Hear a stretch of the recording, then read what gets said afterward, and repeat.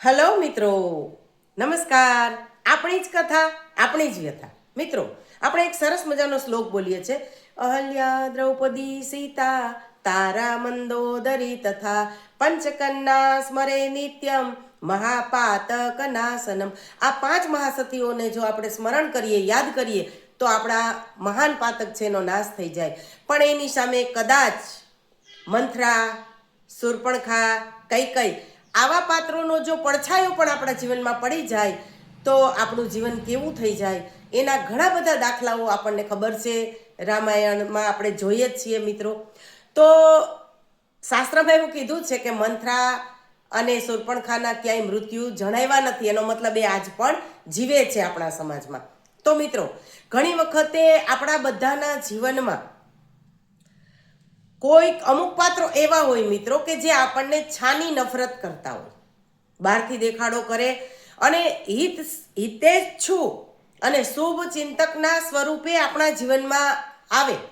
આપણને એવું લાગે કે આના કરતાં તો કોઈ આપણું હિતેચ્છુ બીજું કોઈ છે જ નહીં, પણ મોકો જોઈને એવો ઘા કરે પીઠ પાછળ કે આપણે એમાંથી બેઠા ન થઈ શકીએ. આપણને એવું લાગે કે આ વ્યક્તિ તો આપણી જ છે, આપણું જ ભલું વિચારે છે, અને આપણને આપણા જ પરિવારની વિરુદ્ધ, આપણા ભાઈ કે બહેનની વિરુદ્ધ, આપણા સાસુ સસરાની વિરુદ્ધ અથવા આપણી વહુ અને દીકરાની વિરોધમાં એવી કાન ભંભેરણી કરે અને એ આપણને સાચી જ લાગે મિત્રો, અને આપણે એના સલાહ પ્રમાણે ચાલવા લાગીએ. એવી વ્યક્તિને, મંથરા જેવી વ્યક્તિને જ્યારે જીવનમાં સલાહકાર માની લઈએ ત્યારે આપણી પડતીની શરૂઆત થઈ જાય છે મિત્રો. એ લોકો સતત આપણા સંપર્કમાં રહે પણ આપણું સર્વેક્ષણ કરે, જેની આપણને ખબર હોતી નથી, અને આપણું સારું બોલીને પણ આપણું ખરાબ કરવા માટે સતત પ્રયત્ન કરે.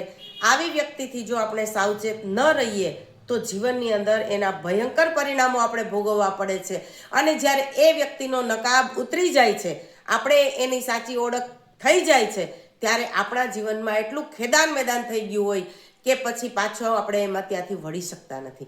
મિત્રો, ગઈકાલે એક ઘટના બની. એક પ્રસંગમાં મારે જવાનું થયું. હવે પ્રસંગની અંદર તો સ્વાભાવિક છે કે બધી વિધિઓ એની રીતે ચાલતી હોય. મારી આગળની જરોડમાં ચેરની અંદર એક મા દીકરી બેઠા હતા. વાતોચીતો ઉપરથી મને ખ્યાલ આવ્યો, અને એ બાળકો રમતા રમતા કંઈક ઝઘડીને આવ્યા. એટલે પેલી જે દીકરી હતી એણે કીધું કે તને ના પાડી છે ને એમની સાથે નહીં રમવાનું, શું કામ રમે છે? એટલે માએ કીધું કે પણ એ તો મામા ફૂઈના તો ભેગા રમે ને બેટા, એમાં શું થઈ ગયું? એમાં કંઈ આટલો બધો ગુસ્સો ના કરાય. અને આમેય તું ભાઈની ઘરે આવતી નથી, ભાઈની સાથે સંબંધ નથી રાખતી, અમે તો આજે છીએ ને કાલે નથી, અમે નહીં હોય ત્યારે પછી પિયરમાં જવાનો રસ્તો બંધ થઈ જશે, દીકરી શા માટે આવું? એવી ઘણી બધી વાતો માએ કરી. અને માએ કીધું કે આ મામા ફૂઈના ભાંડેડાને ભેગા રમવા દેવાય, મામા ફૂઈના ભેગા નહીં રમે તો કોણ રમશે? અને ત્યારે દીકરીએ ખૂબ દુઃખી હૃદયે, દીકરીની આંખ ભીની હતી, અને દીકરીએ કીધું કે મમ્મી, આ જે સલાહો તમે આજે મને આપો છો, આ જ વસ્તુ તમે આજથી 20 વર્ષ પહેલાં કેમ ન સમજ્યા? અમારે મામા ફૂઈના ભાઈ બહેનોને ભાંડેડાને ભેગું રમવું હતું, અમને મોસાળ જવાના હરખ હતા, અમને ઘણી બધી એવી ઈચ્છા થતી હતી કે આપણી ઘરે મામા આવે અને આપણે મામાની સાથે ફરવા જઈએ. પણ મમ્મી, જે તે સમયે તે શું કર્યું? મમ્મી, તે મામા પાસેથી ભાગ લેવા માટે થઈ અને મામા સાથે સંબંધ બગાડી નાખ્યા. અરે નાના નાનીનો કેટલો પ્રેમ અમને મળતો હતો, એ પ્રેમથી અમને વંચિત રાખ્યા. મમ્મી, તારું આ વર્તન જોઈ અને મારા પપ્પાએ કેટલા દુઃખી હતા. મારા પપ્પા ઘણી વખતે વેદના ઠાલવતા કે આ તારી માએ મને ક્યાંય હાયલા જેવો ના રહેવા દીધો, મારું તો નાક કાપી નાખ્યું, નાક, આ ભાઈ પાસે ભાગ માગીને. માં, કદાચ તને થોડા ઘણા રૂપિયા મળ્યા, એની ના નહીં, પણ એની સામે તે કેટલું ગુમાવ્યું એનું ગણતરી તો કર માં. અને ત્યારે એ માની આંખ ચોધાર આંસુએ રડતી હતી કે દીકરી, તારી વાત સાચી. તેદી મારી જ સહેલીઓ, મારી કઝિન બહેનો ના કહેવાથી મેં આ પગલું ભર્યું અને એનું પરિણામ બહુ ભયંકર આવ્યું છે. હવે તો મને બહુ અફસોસ થાય છે, પણ હવે બાજી મારા હાથમાં રહી નથી. ત્યારે દીકરીએ કહ્યું કે માં, અમને બહુ દુઃખ થતું હતું તેથી, પણ અમે નાના હતા. પણ માં, આજે તને સમજાણું ને, જ્યારે તારા પગ નીચે રેલો આવ્યો, તારી દીકરીએ જ્યારે ભાઈ સાથે સંબંધ બગાડ્યા કે ભાઈ પાસે ભાગ માગવાની તૈયારી કરી, ત્યારે તને કેટલું દુઃખ થયું. માં એટલું જ દુઃખ તેથી નાના નાનીને થયું હશે ને. કોઈ પણ મા બાપને પોતાના સંતાનો કોર્ટે ચડે, ભાગ માટે ઝઘડા કરે, એ કોઈ મા બાપને ગમતું નથી. મા બાપ માટે તમામ સંતાનો એટલા જ વાલા હોય છે, અને છતાંય સંતાનો જ્યારે આવું કરે ને ત્યારે એ મા બાપ માથે તો વજ્રાઘાત થાય છે, વજ્રાઘાત. અને એટલે એ દીકરીએ ખૂબ પ્રેમથી કીધું કે માં, હું તો ભાઈ સાથે સારા સંબંધ રાખીશ જ, જે કાંઈ ગેરસમજણ છે એ દૂર કરીશ, પણ માં આજે બહુ દુઃખ થાય છે. હવે અત્યારે તું કેટલી એકલી પડી ગઈ છે. આપણી ઘરે કંઈ નાનો મોટો પ્રસંગ હોય તો કાકીના પિયરિયા આવે છે, બાબુના પિયરિયા આવે છે, પણ આપણા મોસાળમાંથી કોઈ વ્યક્તિ આવતી નથી. ત્યારે તને દુઃખ નથી થતું? ત્યારે માએ કીધું કે દીકરી, બહુ દુઃખ થાય છે. મને એમ થાય કે આ જમીન માર્ગ આપે ને તો હું સમાઈ જાઉં.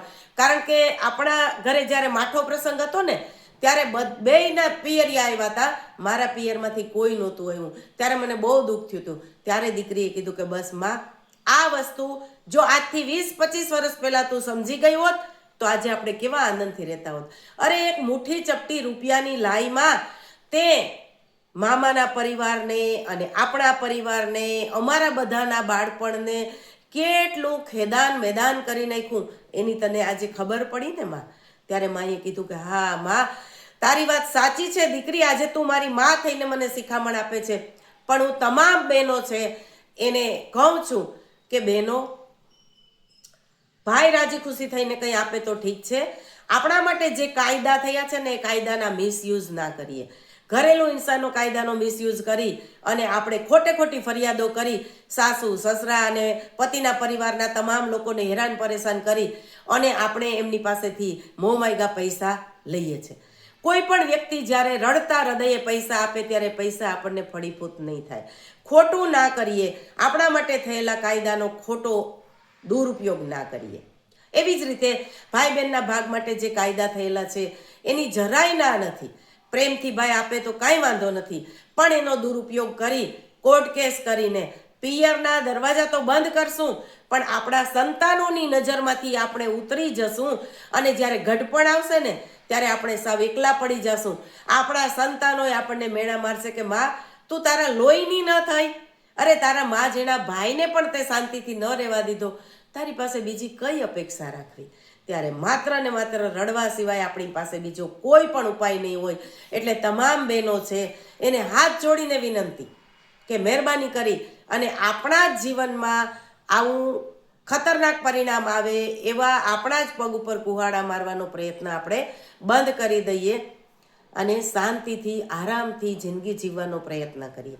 આ આપણે બહેનો જ કરી શકીએ એમ છીએ. ભાઈઓનો આમાં કોઈ રોલ નથી. બહેનો છે એનો જ રોલ છે અને બહેનોએ જ આ સમજવાની વાત છે. એ પછી દીકરી હોય, બેન હોય, માં હોય, પત્ની હોય, તમામ જગ્યાએ દીકરીઓ સમજી જાય તો આ મોટામાં મોટી મુશ્કેલીઓ છે એનો અંત આપણે લાવી શકીએ એમ છીએ અને આપણા પરિવાર હૈરા ભૈરા પાછા બનાવી શકીએ. ચાલો ત્યારે નવી વાત સાથે આવતીકાલે.